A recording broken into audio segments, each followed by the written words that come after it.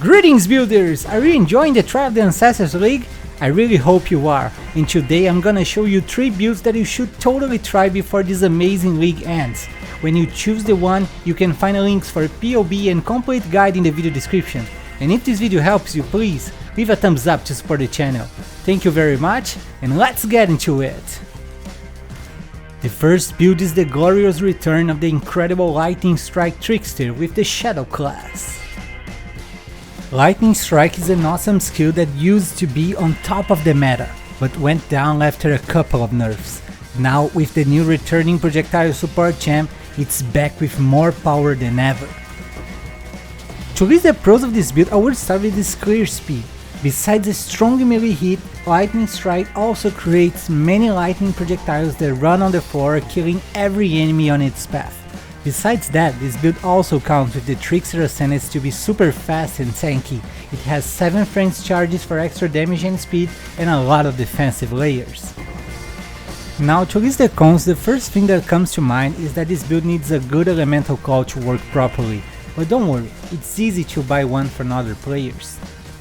As for budget, this build is not expensive at all. You can get it destroying early in-game maps with only around 80 chaos. To comfort with advanced to yellow maps, you need to invest around 150 chaos, and for easily completing your atlas, I recommend investing around 4 divines. Don't forget that on PoEbuilds.net you can find a list with all the equipment that you need to buy for this build, with direct links for examples being sold by other players. You only need one mandatory unique item for this build, the Yoke of Suffering Amulet that causes all of our elemental damage to be able to shock, causing enemies to take a lot more damage. For clear speed, I'll give this one 10 out of 10.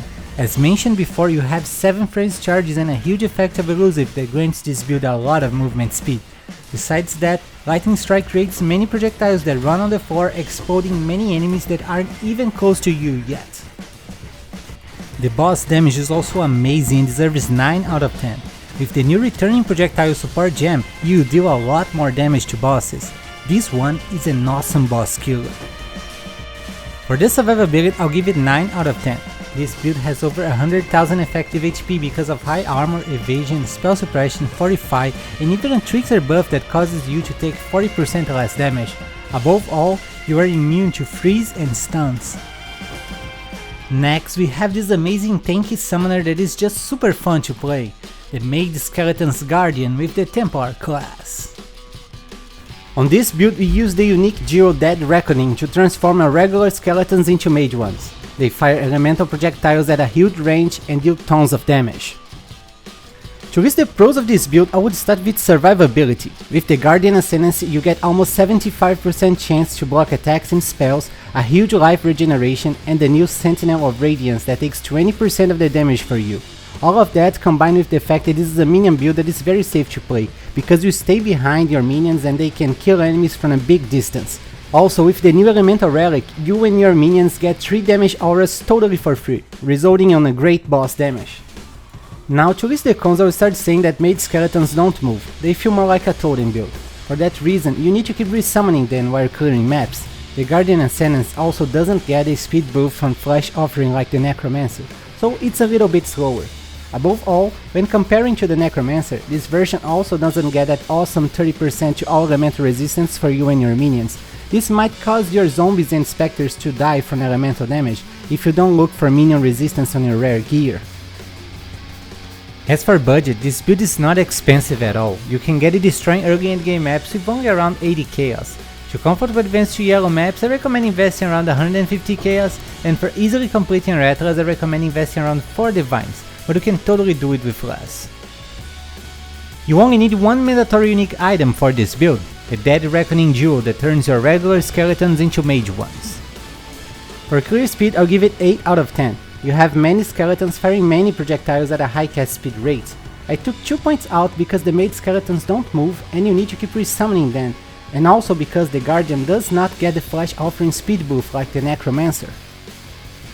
The boss damage is also amazing and deserves 9 out of 10. With the new returning projectile support gem, 100% of projectiles will hit enemies twice, but since it's not as powerful as the nerfed anomalous faster projectiles, I took 1 point out. For the survivability, I'll give it 10 out of 10. This build has a big load of defensive layers such as high armor, 75% chance to block attacks and spells, a minion that takes 20% of the damage for you, and since it's a minion build, you are far from danger all the time. Finally, we have this awesome build that everyone is loving to play, the Lightning Arrow Deadeye with the Ranger class. Even though Vengeance Cascade was nerfed, the introduction of the returning projectile support gem kept this build super fast and strong, which caused most of players to choose it. During last league, I released the Lightning Arrow guide that needed some expensive unique items, and this time I'm going to make it different. On this guide, you'll find two versions of this build, a budget and a complete one. Each one has its own PoB and passive tree, so you can start this build even on a low budget and upgrade it later. To list the pros of this build, I'm not sure if I would start with its clear speed or boss damage, because both are amazing. This build is also not complicated to put together, I totally recommend you to try it out. Now to list the cons, I would say that this build is not very tanky. Even though you have some defensive layers, it's important to take advantage of your ranged attacks and stay far from danger. If you don't mind your position, you might die. About the budget, you can get it destroying early endgame maps with only around 80 chaos. To comfortably advance to yellow maps, I recommend investing around 150 chaos, and for easily completing your atlas, I recommend investing around 4 divines. But if you go for the complete version, you need to invest at least 4 more divines. On the budget version, you only need one mandatory unique item for this build, the Yoke of Suffering amulet that causes all of your elemental damage to shock. This way our enemies take a lot more damage. On the complete version, on the other hand, besides the Yoke of Suffering, you also need the Lionized Fall and the Thread of Hope unique jewels. They are expensive but grant a huge boost to your damage. For clear speed, I'll give it 10 out of 10. You fire many projectiles with high attack speed and those projectiles return to you, pierce enemies, bounce off walls and go everywhere. No one can survive that. The boss damage is also amazing and deserves 10 out of 10. Using 2 Val Lightning Arrows plus your ballistas on bosses will kill them so fast that you won't believe it. For the survivability, I'll give this build 8 out of 10.